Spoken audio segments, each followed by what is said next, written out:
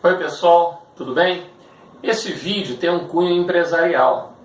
Meu canal é científico, mas esse vídeo tem um cunho empresarial. Eu fiz gestão na Universidade do Estado Norte Fluminense, vinculado à Universidade Federal Fluminense. Bom, enfim, quero falar aqui sobre dois parâmetros. O tempo, que a gente tem que remir o tempo, aproveitar o tempo, a própria Bíblia fala isso, remir o tempo. E eu vou falar aqui sobre esse parâmetro tempo. Olha só, pessoal, vou falar bem rapidamente.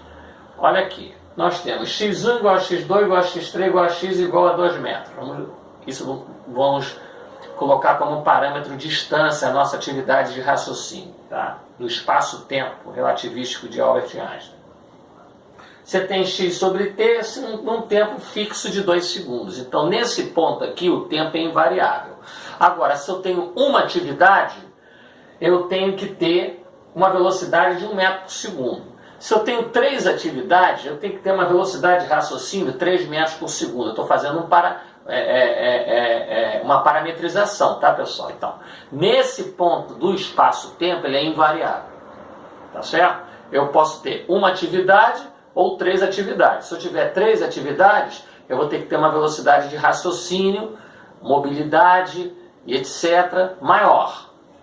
Agora, se eu tenho uma atividade só nesse tempo, eu vou ter que ter uma velocidade de raciocínio, atividade menor, ok? Então, para este ponto do espaço-tempo, o tempo não varia. É que quando a gente tem 3 atividades, 4, 5, 6, 7, você tem que remir o tempo, ou seja, aproveitar este mesmo tempo que não varia nesse ponto do espaço-tempo. Quanto mais atividades, mais rápido tem que ser o seu raciocínio. Agora, isso não quer dizer que o tempo não varie. Num ponto lá no espaço do astronauta, num ponto do espaço, o astronauta que está lá em cima no espaço, e que tem o paradoxo dos gêmeos de Albert Einstein, o tempo para ele, o espaço se contrai, o tempo dilata. Então, apesar de eles serem gêmeos, o que está no outro ponto do espaço-tempo, comparando esse tempo do outro ponto do espaço-tempo com esse tempo desse ponto do espaço-tempo, daqui para lá o tempo varia no espaço-tempo, porque lá o espaço se contrai, o tempo dilata. Tanto é que no paradoxo dos gêmeos, e já foi provado isso com um relógio atômico, colocado em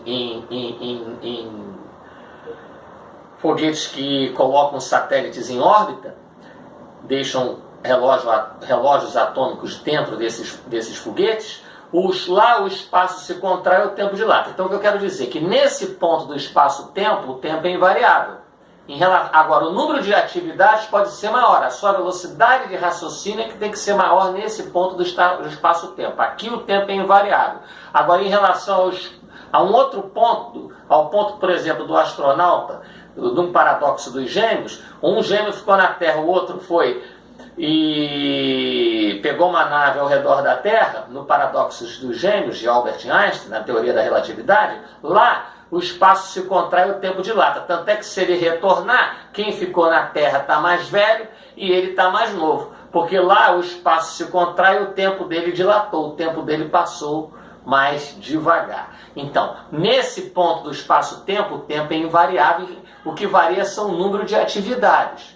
Então você tem que remir esse tempo aqui.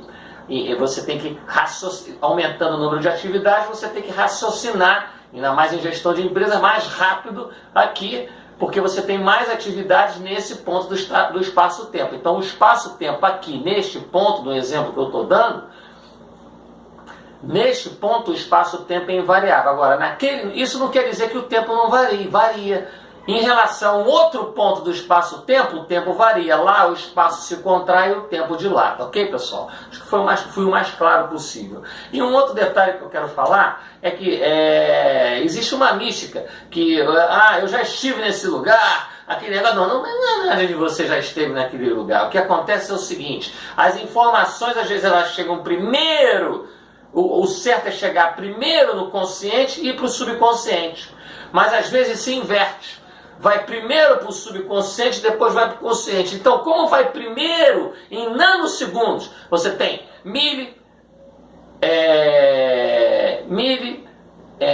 micro, pico, nanosegundos, às vezes menos que nanosegundos, tá? 10 a menos 3, a menos 6, a menos 9, 10 a menos 12, menor que 10 a menos 12 na multiplicação. Então vai primeiro para o subconsciente, depois vai para o consciente. Como vai primeiro para o subconsciente, depois vai para o consciente, a pessoa tem a impressão que já esteve naquele lugar, mas nunca esteve ali, tá, pessoal? É isso. Esse canal científico, eu abordei esses dois parâmetros da gestão, que você, num determinado ponto do espaço-tempo, você tem que remir o tempo conforme o número de atividades, o seu raciocínio tem que ser maior, mas aqui o tempo é invariável. Aí vocês vão me perguntar, mas o tempo não varia? Varia, para um outro ponto do espaço-tempo, como já mencionei anteriormente. Me permita, eu vou desligar a câmera para o vídeo não ficar muito longo nesse canal científico. Muito obrigado, Deus abençoe a todos. Em nome de Jesus Cristo, um abraço. Me permita, eu vou desligar a câmera.